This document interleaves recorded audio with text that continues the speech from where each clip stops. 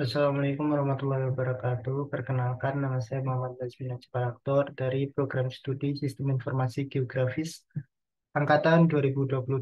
Di sini saya akan menjelaskan mengenai uh, pemrograman geospasial web.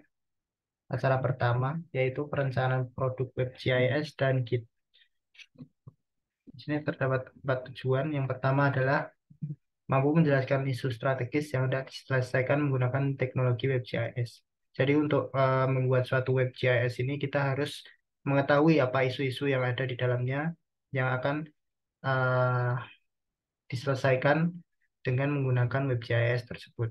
Lalu yang kedua adalah mampu menyusun rencana kebutuhan data, sumber data, dan cara perolehan data untuk penyusunan web GIS. Jadi web GIS ini membutuhkan data-data atau informasi-informasi mengenai data spasial atau data geografis yang akurat, aktual, dan terpercaya sehingga nanti data yang diinformasikan atau disampaikan dalam suatu website ini dapat digunakan secara maksimal dan sesuai dengan keadaan aslinya. Lalu yang ketiga adalah mampu membuat rancangan desain web GIS berdasarkan tema studi kasus yang dipilih. Jadi kita harus mengetahui rancangan yang digunakan untuk subtema-subtema tertentu yang disesuaikan agar hasilnya dapat maksimal. WebGIS sendiri merupakan singkatan dari Web Geographic Information System yang memanfaatkan suatu teknologi berupa website untuk memvisualisasikan, menganalisis, dan memaparkan suatu informasi geografis agar informasi tersebut dapat tersampaikan secara baik dan eh, baik dan secara ini apa itu namanya baik dan jelas. Lalu selanjutnya tujuan yang keempat adalah mampu memahami Git dan GitHub. Git sendiri merupakan suatu sistem pengontrol versi yang digunakan untuk eh, mengontrol suatu perubahan pada kode utama atau kode sumber perangkat lunak atau software tertentu yang sedang dikembangkan. Sedangkan GitHub sendiri merupakan suatu platform yang dapat eh, diakses melalui website atau suatu platform yang berbentuk website yang dapat diakses menggunakan internet pada Google Chrome yang berisikan suatu repositori. Repositori sendiri merupakan tempat untuk menyimpan suatu eh, project atau code-code secara digital.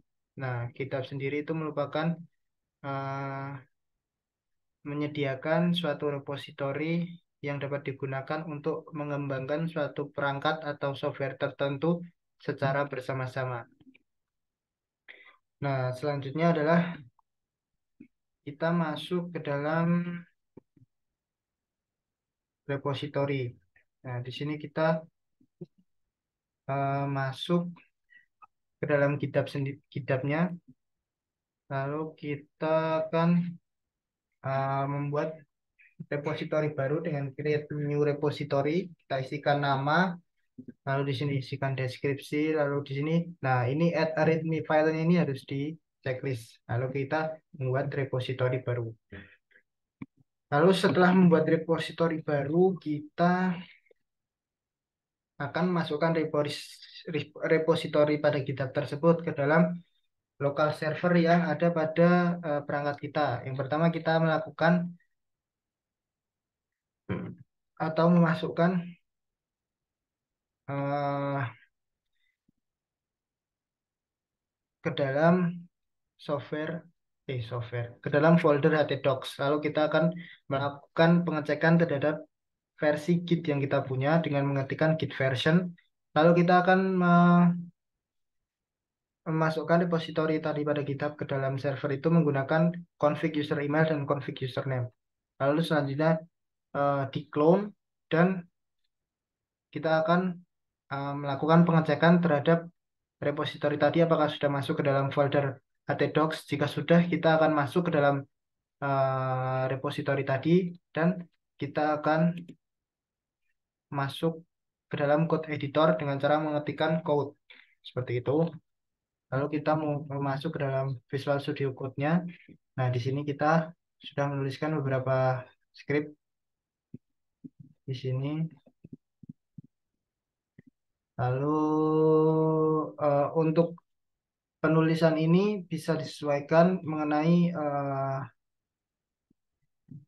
jenis-jenis atau apa ya, mengenai bagaimana penulisan tersebut akan dilakukan. Misalnya, apakah penulisan tersebut akan dilakukan menggunakan bold atau menggunakan italic seperti itu. Di sini juga bisa memasukkan suatu gambar dan juga link yang telah dimasukkan. Nah, di sini kita bisa melihat preview dari readme yang telah kita buat. Nah, ketika hal ini sudah dilakukan, maka kita akan melakukan eh, melakukan push push repositori lokal ini ke dalam repositori pada GitHub dengan cara melakukan git add. Nah, git add ini untuk memberikan perintah bahwasanya di sini terdapat perubahan yang telah dilakukan. Lalu selanjutnya kita melakukan git commit.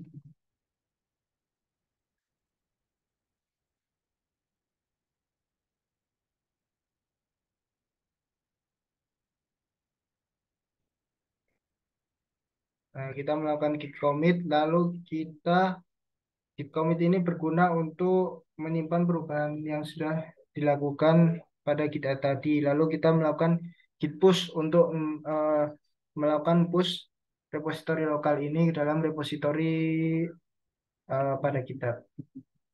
Nah, di sini kita akan melihat repositori yang telah kita push tadi. Nah, di sini ada nah, di sini ada tampilan yang sudah kita buat tadi. Seperti itu, kurang lebihnya mohon maaf. Assalamualaikum warahmatullahi wabarakatuh.